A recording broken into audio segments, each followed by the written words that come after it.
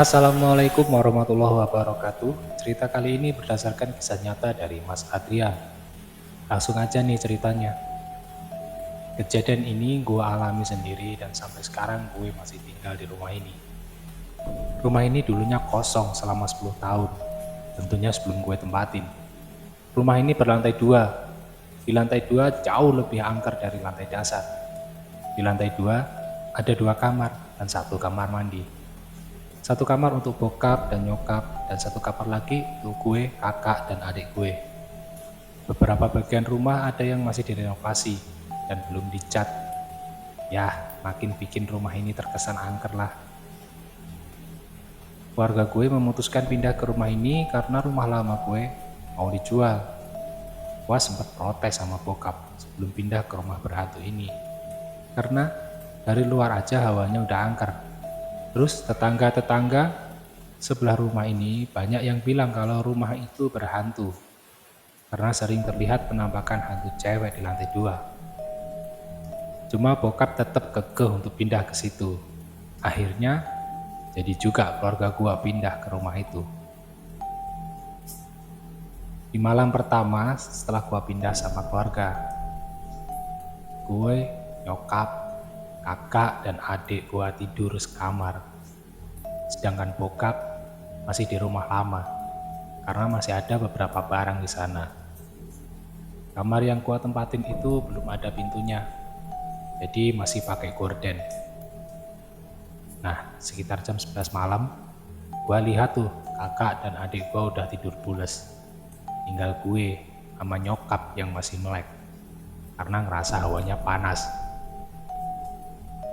Tiba-tiba, gua ngedenger suara langkah kaki naik tangga. Awalnya gua pikir itu bokap gua yang datang. Tapi gua inget kalau pintu depan dikunci. Seharusnya nggak ada yang bisa masuk dong. Terus makin lama suaranya makin kenceng. Seperti suara langkah kaki yang naik turun tangga bolak-balik. Gue sama nyokap udah merinding banget dengannya. Gorden kamar tiba-tiba kebuka, ketutup, kayak ketiup angin gitu.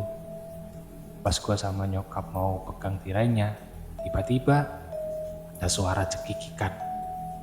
Entah itu Mbak Kunti atau makhluk yang kata tetangga gue sering nampak. Yang jelas, suara itu bikin gue ngerasa bener-bener takut. Gue coba baca-baca doa sebisa dan seinget gue. Karena dalam keadaan takut begitu, susah banget mau nginget-nginget apa-apa. Habis itu, gue sama nyokap gak bisa tidur sampai pagi.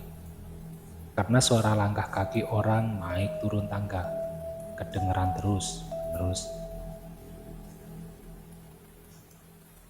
Di malam berikutnya, yakni malam kedua, gue, kakak, dan adik gue tidur di kamar satunya lagi.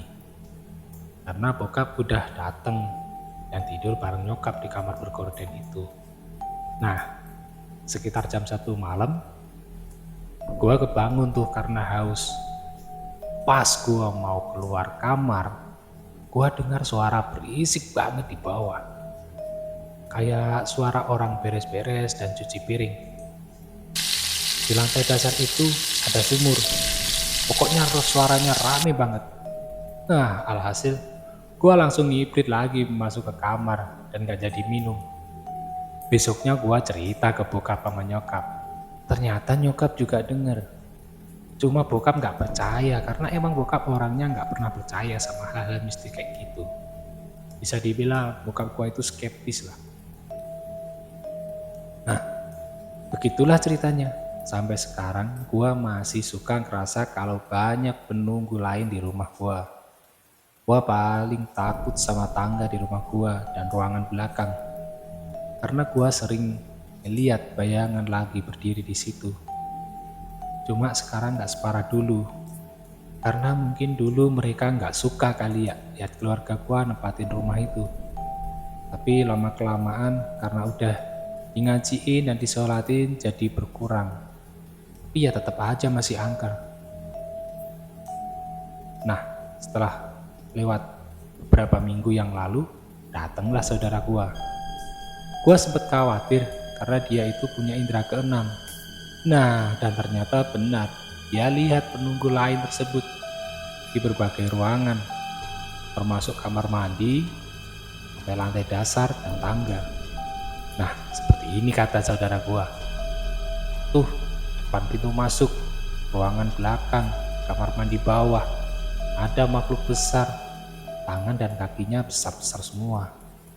Nah, kalau di tangga itu ada perempuan, entah itu apa.